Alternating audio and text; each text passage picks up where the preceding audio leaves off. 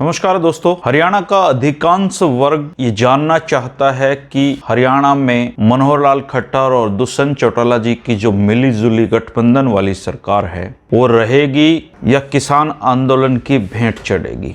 दोस्तों, बहुत बड़ा सवाल है और हरियाणा की राजनीति से जुड़े हुए जो लोग हैं, हरियाणा की राजनीति में जो दिलचस्पी रखते हैं, वो इस सवाल के जवाब में अलग अलग तरीके से अपने समीकरण बताते हैं। उनका सोचना है और निसंदेह जब आप पॉलिटिकली किसी बात में दिलचस्पी लेते हैं तो ये बड़ा सवाल खड़ा हो जाता है कि जन भावनाएं जहां पर हावी हों, जहां पे प्रदेश का अधिकांश वर्ग किसी एक आंदोलन विशेष से जुड़ गया हो, वैसी स्थिति में बैसाखियों पे खड़ी कोई सरकार चल पाएगी या गिर जाएगी। अगर आप मुझसे इस सवाल का जवाब जानना चाहें, अगर मेरा उत्तर जानना चाहें, तो निसंदेह मैं इसका जवाब का उत्तर दूंगा आपको, लेकिन उससे पहले कुछ परिस्थितियों पे चर्चा करना वाजिब है। दोस्तों, जब 75 पार की संभावनाओं पे सवार मुख्यमंत्री मनोहर लाल खट्टर जी प्रदेश में अपना वाहन लेकर निकले थे, विजय वाहन, तो एक पूरे प्रदेश में एक वातावरण बना था कि भाजपा आ रही है, भाजपा फिर से आ रही है, भाजपा फिर से आ रही है। लेकिन उसी रथ यात्रा में मुख्यमंत्री मनोहर लाल जी ने कई ऐतिहासिक भूल की और उन भूलों का नतीजा ये रहा कि जो पार्टी 75 पार दिख रही थी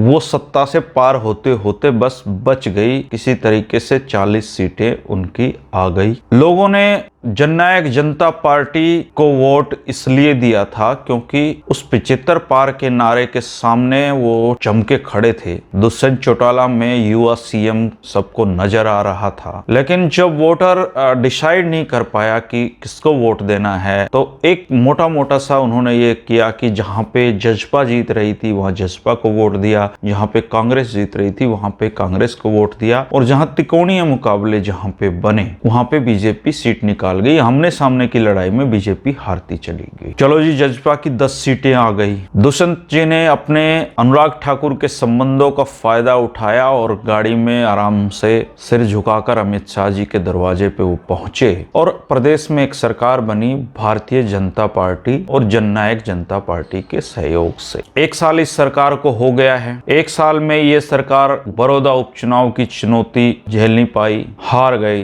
लेकिन भारतीय जनता पार्टी से जुड़े हुए जो नेता हैं उनको पता है कि इस हार में भी मुख्यमंत्री मनोहर लाल की जीत एक तरीके से छिपी हुई है, क्योंकि इस सीट पे उन्होंने बहुत कुछ गंवाया नहीं है। हालांकि उपचुनाव में हारना सीधे सीधे सरकार की लोकप्रियता का पैमाना है, लेकिन इसको मुख्यमंत्री मनोहर लाल चूंकि 6 साल से मुख्यमंत्री हैं और वो पूरी तरह घुट गए हैं राजनीति में। उनके जो फैसले हैं वो करीबन भूपेंद्र सिंह हुड्डा जी के जो सीएम रहते जो फैसले थे उनकी याद दिलाते हैं। और अगर आप उनकी राजनीति का पूरा पैटर्न देखें तो वो पूर्व मुख्यमंत्री भूपेंद्र सिंह हुड्डा की राह पे चल रहे हैं। जिस तरह पूर्व मुख्यमंत्री भूपेंद्र सिंह हुड्डा ने मुख्यमंत्री रहते अपने राजनीतिक विरोधियों को ठिकाने लगाया था, ठीक उसी तरीके से मुख्यमंत्री मनोहर लाल पिछले 5 साल से अपने राजनीतिक विरोधियों को ठिकाने लगाते आ रहे हैं। अब जननायक जनता पार्टी के साथ उनकी सरकार का जो गठजोड़ बना है, उप मुख्यमंत्री दुष्यंत चौटाला जी हैं, जो आया सीएम जो नारा था उस पे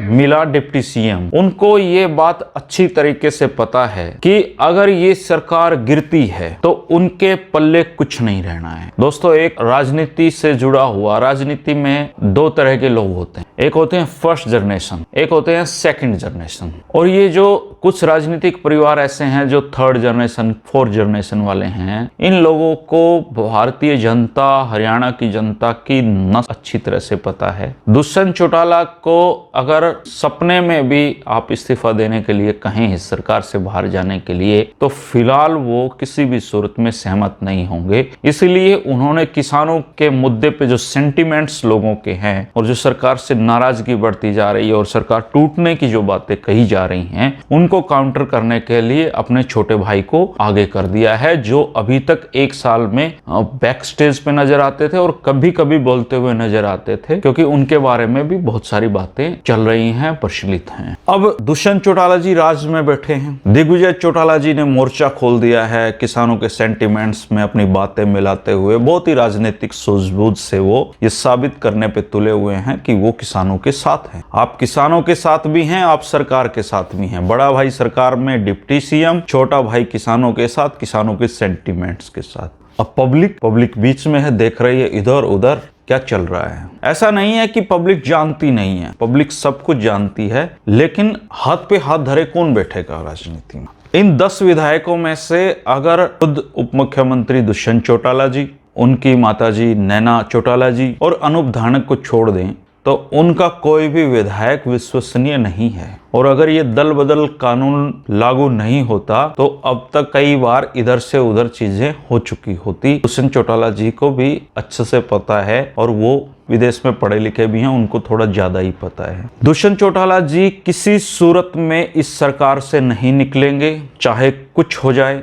हाँ, चुनाव के अगर 2-4-6 महीने रहते, साल भर रहता तो वो इस बारे में सोच सकते थे, लेकिन अब नहीं सोचेंगे। अब हम उस सवाल पे लौटते हैं जो पहले शुरू किया था हमने कि क्या सरकार को कोई खतरा है। तो मैं कहूंगा कि इस सरकार को कोई खतरा नहीं है, ये सरकार अटल है। अगर दोनों की कुर्सियों को ट्रैक्टर बांध के भी खींचा जाए तो मुख्यमंत्री मनोहर लाल और दुष्यंत चौटाला हिलेंगे नहीं, हिलने नहीं देंगे अपनी कुर्सियों को, क्योंकि दोनों को पता है कि ये अवसर फिर नहीं मिलना है। दुष्यंत चौटाला जी को इसलिए नहीं मिलना है क्योंकि जिन लोगों को सपने दिखाकर उन्होंने वोट हासिल किए थे, उन लोगों ने अभी उनको माफ नहीं किया है। मुआफी की स्टेज पे वो लोग आए नहीं हैं, उनको मनाने में वक्त लगेगा, क्योंकि उनका जो कोर वोटर था उसने खट्टर साहब के खिलाफ वोट दिया था और वो किसी सूरत में उनको अभी माफ करने की स्थिति पे नहीं है। मुख्यमंत्री मनोहर लाल जी को पता है कि ये राज गया तो फिर उनका समय भी नहीं आएगा, इसलिए दोनों की जो केमिस्ट्री है,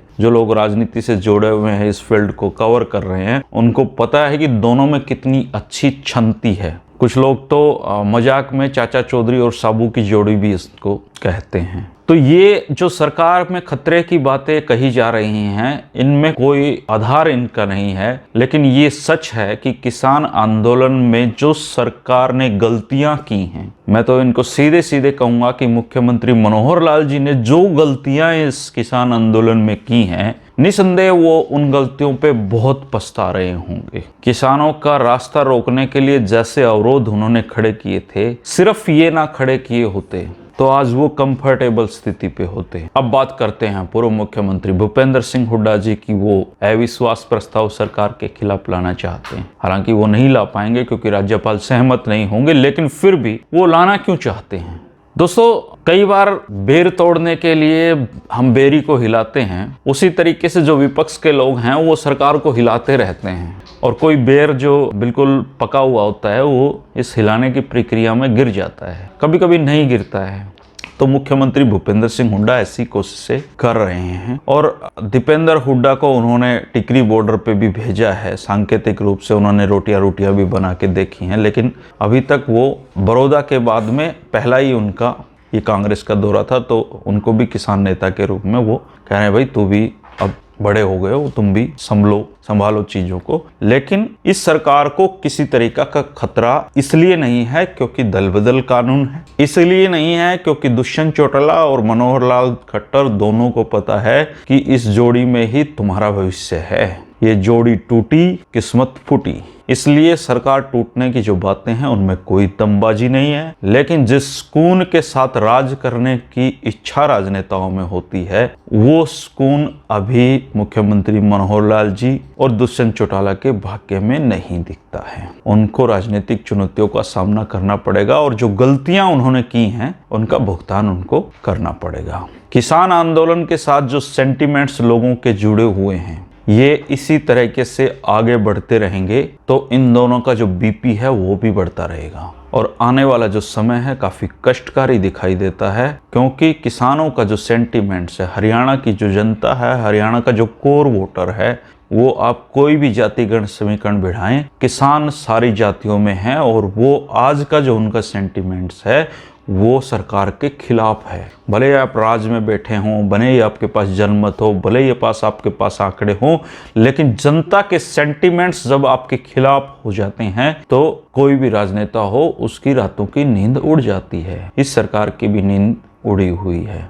रही बात निर्दलियों की, निर्दलियों में भी सोमवीर सांगवान सरकार से बाहर गए हैं। कांडा को इस सरकार ने अपनी छवि के चक्कर में अपनी दूर रखा है, लेकिन फिर भी निर्दलीय अगर किसी प्रकार के संकट खड़े होते हैं तो निर्दलीय हमेशा संकट मोचन की भूमिका में आने के लिए तैयार रहते हैं, क्योंकि सबको पता है कि विधायक बनना बड़ा मुश्किल काम है। बन जाओ तो पूरी उसकी वसूली करो।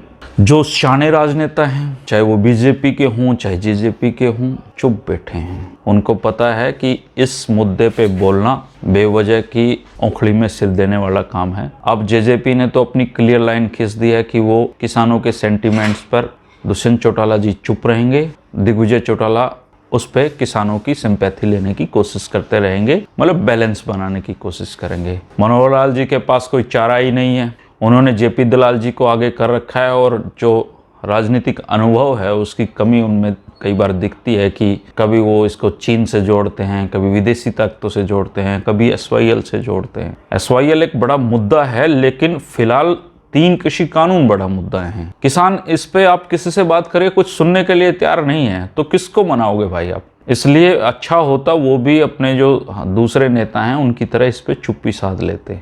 इस मसले पे और खासकर इनके खिलाफ, सेंटिमेंट के खिलाफ जाकर बोलने का मतलब है कि आप अपनी राहों में खुद कांटे बो रहे हैं। अब तो उप मुख्यमंत्री दुष्यंत चौटाला और मुख्यमंत्री मनोहर लाल भगवान से यही प्रार्थना करें कि जितना जल्दी हो ये अन्नदाता दिल्ली से जाकर अपने घरों में चले जाएं। बस इसी में इन राजनेताओं की भलाई है। रही बात सरकार की, तो सरकार को कोई खतरा नहीं है। सरकार बिल्कुल अटूट है। इन दोनों की मजबूरियां हैं साथ रहना, ये रहेंगे, भले ही 5 साल बाद जनता इनके साथ कुछ भी कर रहे। दोस्तों आप भी अपने ओपिनियन दें, अपनी जो भावनाएं हैं उसको इजहार करना चाहिए। कई बार हम सोचते रह जाते हैं कि ऐसा तो मैं भी सोच रहा था, ऐसा तो मैं भी बोल रहा था, तो लिखा करें।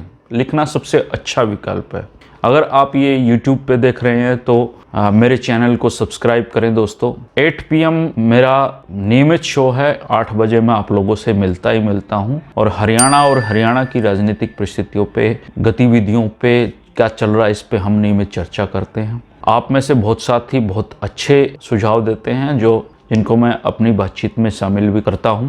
आप सुझाव दिया करें, चैनल को सब्सक्राइब करें। कंटेंट अगर पसंद आ रहा है तो दोस्तों के साथ भी शेयर करें, और अगर आप इसको फेसबुक पे देख रहे हैं तो हरिभूमि टीवी फेसबुक पेज को लाइक करें और दोस्तों के साथ उसको शेयर करें। सबसे बड़ी बात मैं चाहूँगा कि आप अपने कमेंट जरूर दें, अपनी भावनाएं जरूर बताएं कि क्या ये सरकार आपको लगता है किसी तरीके का खतरा है, और क्या मुख्यमंत्री मनोहर लाल ने अवरोध डालकर अपनी राहों में कांटे नहीं बो लिए हैं। किस तरह की समीकरण आने वाले समय में हरियाणा की राजनीति में रहेंगे, मैं आपके ओपिनियन भी इस बारे में जानना चाहूंगा। शुक्रिया दोस्तों, कल फिर मिलेंगे एक दूसरे 8 PM के साथ। तब तक के लिए नमस्कार, राम राम।